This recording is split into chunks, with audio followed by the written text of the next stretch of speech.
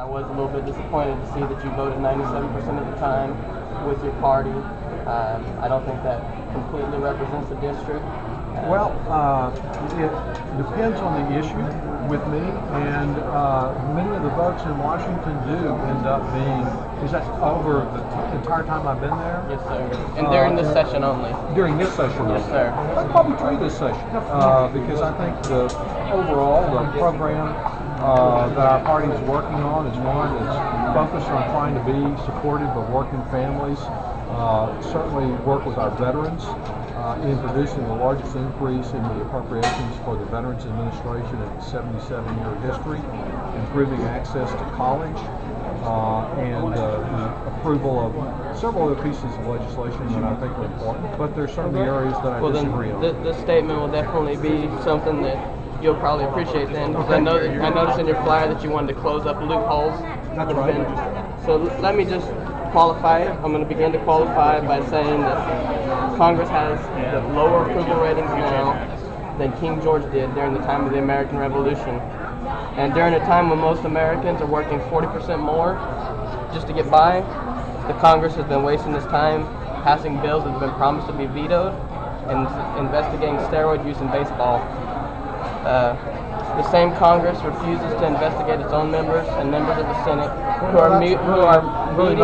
they're meeting with Rick Perry, Bill Clinton, Hillary Clinton, and other members of our government are meeting with foreign diplomats without the proper permission, and they're trying to sell our country for pennies on the dollar the way the Rothschilds did in the 19th century during the Napoleonic Wars. We would disagree strongly with you about that, but I certainly respect your opinion. It's been reported on the news that Rick Perry was at these meetings in Istanbul, and that he... I certainly would be about the last person you could find to defend Rick Perry, because we do have significant disagreements.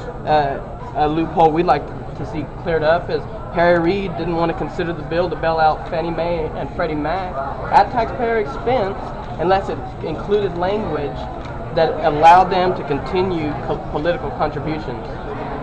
Well, I must say I don't agree with that. Didn't have a separate vote on that issue, but I'd like to see Fannie Mae and Freddie Mac continue because they play an important role in the economy.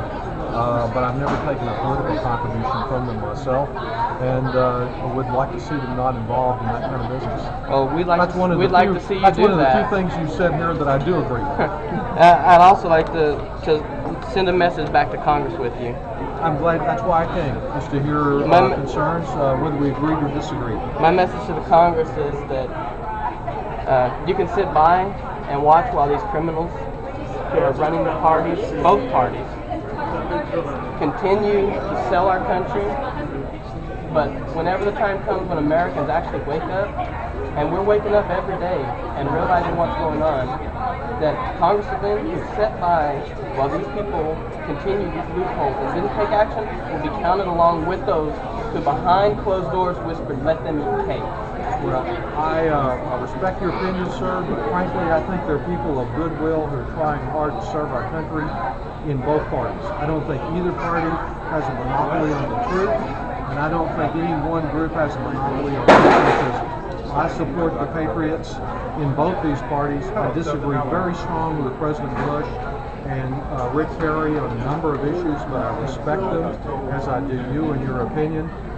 Most of the people that are involved there are not criminals. They may be wrong-headed in their views.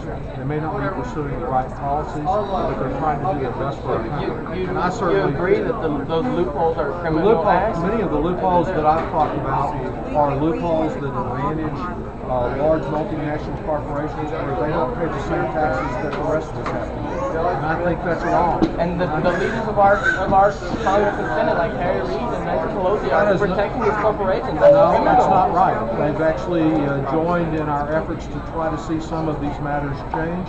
And as you pointed out, many of the pieces of legislation that we've had have been either vetoed or threatened to be vetoed by the president. The most recent one being the Medicare bill, where we insisted on getting reasonable reimbursements for our physicians so they could care for people just like those here.